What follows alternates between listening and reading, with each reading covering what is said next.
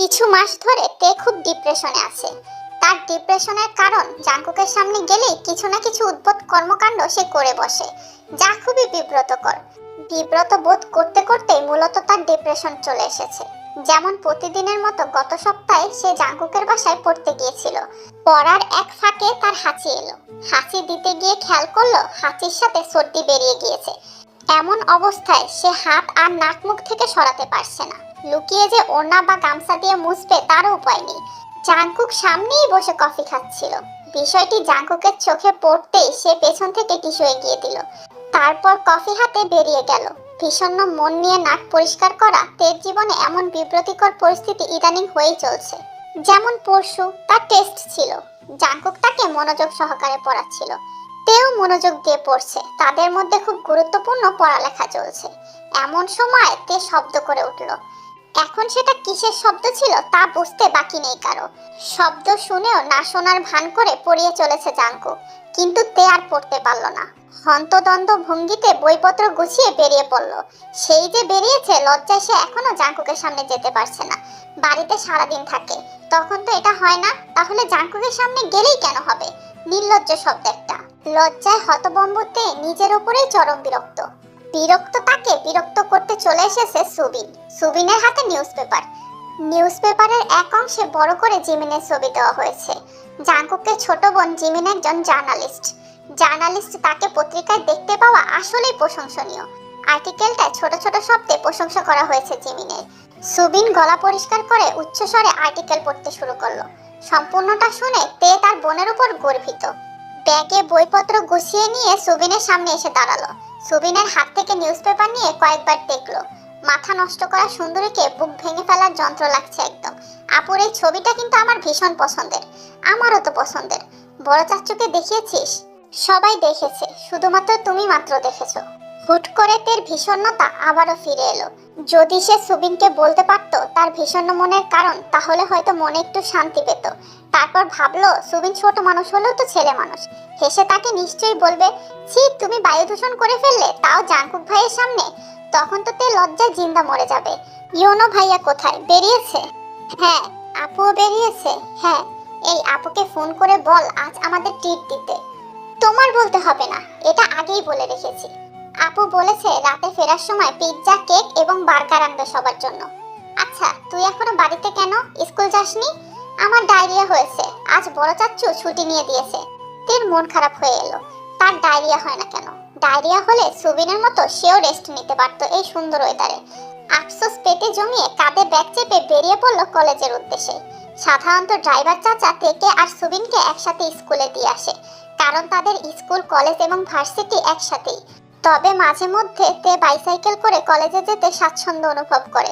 যেমন আজ সে সাইকেল নিয়ে চললো। হুট করে তার আরেকটি বিব্রতিকর পরিস্থিতি মনে পড়ল। মাসখানেক আগের ঘটনা। তে জাঙ্কুকের জন্য নিজে হাতে কফি করেছে এবং কফিটা ঠিক টি টেবিলের উপরে রেখেছিল। জাঙ্কুক গোসল সেরে কফি নিয়ে তের সামনে বসেছে। তেও পড়ার ফাঁকে ফাঁকে চুলগুলো আলতো করে গুছিয়ে নিচ্ছে।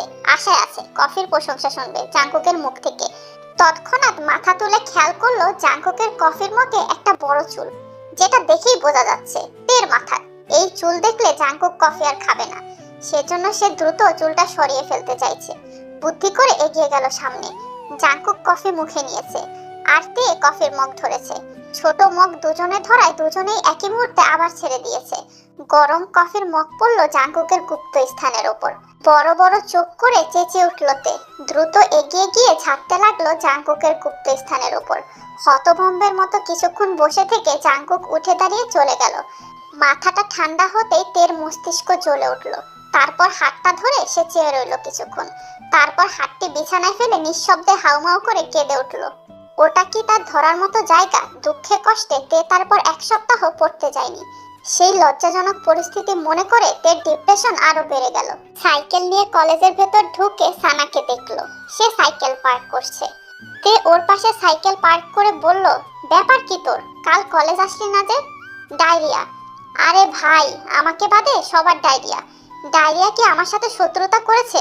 সুবিনেরও ডায়রিয়া হয়েছে, তুই সেদে ডায়রিয়া চাইছিস? ফালতু মেয়ে। চাইবো না? ডায়রিয়া হলে যদি কলেজ মিস দেওয়া যায়, তাহলে আমি সেটাই চাই। পাগল। জানিস জেনি নতুন প্রেম করছে? কার সাথে? স্কুলের সহকারী শিক্ষক সুহ স্যারের সাথে। তে নিশ্চুপ হয়ে গেল। জেনি তার কাজিনকে নিয়ে কেউ গসিপ করে? হয়তো করে না, কিন্তু তে করে। করার অবশ্য কারণ আছে। জেনি আর তার কখনো বনে না। বনবে কিভাবে? জেনির চলাফেরা আর তার চলাফেরায় আকাশ পাতাল তফাৎ। এই মেয়ে দু একদিন পর পর নতুন প্রেমে জড়ায়। ওর নামে কত খারাপ আলাপ আলোচনা শোনা যায়। এর উপর বেশ কয়েকবার জাংকুককেও সিডিউস করতে চেয়েছে, তাও তার চোখের সামনে। জাংকুক কখনো পাত্তা দেয়নি, বিদায় সুযোগ পায়নি। তের মনে হয় জাংকুককে নিজের সব বিলিয়ে দিত না চাইতেই। পেছন থেকে কেউ তার নাম ধরে ডাকলো। তের সঙ্গে সানাও পেছনে তাকালো। সুগা সাদা শার্ট প্যান্ট পরে গলায় টাই ঝুলিয়ে কাঁধে ব্যাগ চেপে এগিয়ে আসছে। সুগা তাদের সিনিয়র, অনার্স সেকেন্ড ইয়ারে এবার। আবার তাদের বাড়িও পাশাপাশি। এক ছাদ থেকে অন্য ছাদে লাফিয়ে আসা যাওয়া যাবে এমন সিচুয়েশন। তাদের পরিবারের মধ্যেও বেশ সুন্দর একটা বন্ডিং আছে। মজার বিষয় হচ্ছে সুগার পিছনেও জেনি পড়েছিল, কিন্তু সুগা পাত্তা দেয়নি। তে হেসে তাকাতেই সুগা বলল, ট্রিট কই? আমাকে বলে লাভ নেই সুগা ভাইয়া, আপুকে গিয়ে বলতে হবে। জার্নালিস্টে যে ছবি পত্রিকায় তার ছেপেছে, পাকাপোক্তভাবে নিজেকে সেটেলও করে নিয়েছে। আর তুমি আমার থেকে ট্রিট চাও? তোর আপুকে বুঝি পাওয়া যায়? আজ তাড়াতাড়ি ফিরবে, ট্রিট দিবে। সাথে আমাদের আড্ডা হবে আজ। তোমাকে ইনভিটেশন দিলাম, চলে আসিও। সুগার চোখ জোড়া জল করে উঠল। সত্যি? পাক্কা? তাহলে আমি কিন্তু চলে আসবো। ঠিক এক্সাক্ট সময় বলো। 9টা। আচ্ছা। সুগা বন্ধুদের দিকে চলে গেল। যেতে নিয়ে আরেকবার সিওরিটি দিল সে কিন্তু চলে আসবে। তে হেসে মাথা দোলালো। সানা তের পাশ থেকে ফিসফিস করে বলল, দেখ জেনি এদিকে তাকিয়ে। তে হাসলো। ওর ক্রাশ সেদে এসে আমাদের সাথে কথা বলছে, তাই জ্বালা করছে ওর। দুজনেই অট্ট হাসিতে ফেটে পড়ল। হাসতে হাসতে এগিয়ে যাচ্ছে সামনে। যেমন আজকের মতো আর আনন্দ তারা জীবনেও পায়নি। জিমিন মাত্রই অফিস থেকে বেরিয়েছে। এখন সন্ধ্যা 6টা। কিছু খেয়ে আবার অফিসে ঢুকবে। মূলত তাদের ব্রেক টাইম এখন। হেঁটে বাস স্ট্যান্ডের সামনে দাঁড়ালো। রাস্তা পার হয়ে ওপারে যাবে এমন সময় তার ফোন বেজে উঠলো। স্ক্রিনে জাংকুক ভাই লেখাটি ভেসে উঠলো। কল রিসিভ করলো। হ্যাঁ ভাই, কোথায় তুই? অফিস থেকে বেরোলাম মাত্র, ব্রেক টাইম এখন। বাস স্ট্যান্ডের সামনে দাঁড়িয়ে আছি। আশেপাশে আছি, দাঁড়িয়ে থাক, আসছি আমি। আচ্ছা। জিমিন কল কেটে পাশে তাকালো। তার থেকে কিছুটা দূরে একটা ছেলে দাঁড়িয়ে, পরনে সাদা হুডি, আর চোখে তার দিকেই তাকাচ্ছে। ছেলেটিকে চিনতে সময় লাগলো না জিমিনের। সময় লাগবে কিভাবে? দিনে দু একবার এই ছেলে ওর সামনে চলে আসবে কোনো না কোনো অজুহাত নিয়ে। সবই বুঝে জিমিন। একটা ছেলে বারবার সামনে কেন আসছে, বা কেন তাকে ফলো করছে, বা কেন তার দিকে বারবার তাকায়, এগুলো বুঝতে পারে সে। বুঝেই বা কি? ভাবতেই জিমিনের লজ্জা লাগে।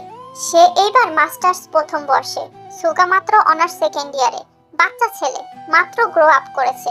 চেহারা এখনো বাচ্চামো ভাব। ক্লিন শেপ করলে তাকে একদমই বাচ্চা লাগবে। তার উপর জিমিনের সন্দেহ জাগে, এই ছেলের মনে হয় এখনো দাড়িও গজায়নি। নেহাতি বাচ্চা ছেলে। তার উপর ছোট থেকে ওকে বড় হতে দেখেছে। খারাপ কোনো ব্যবহার করতেও দ্বিধাবোধ হয়। এক প্রকার সে জালে আটকে। একটা কাঁটা তার গলায় আটকে। না পারছে কাঁটা ফেলতে, আর না পারছে গিলতে। প্রতিদিনের মতো অভিনয় সুরে বলল, সুগা তুমি এখানে?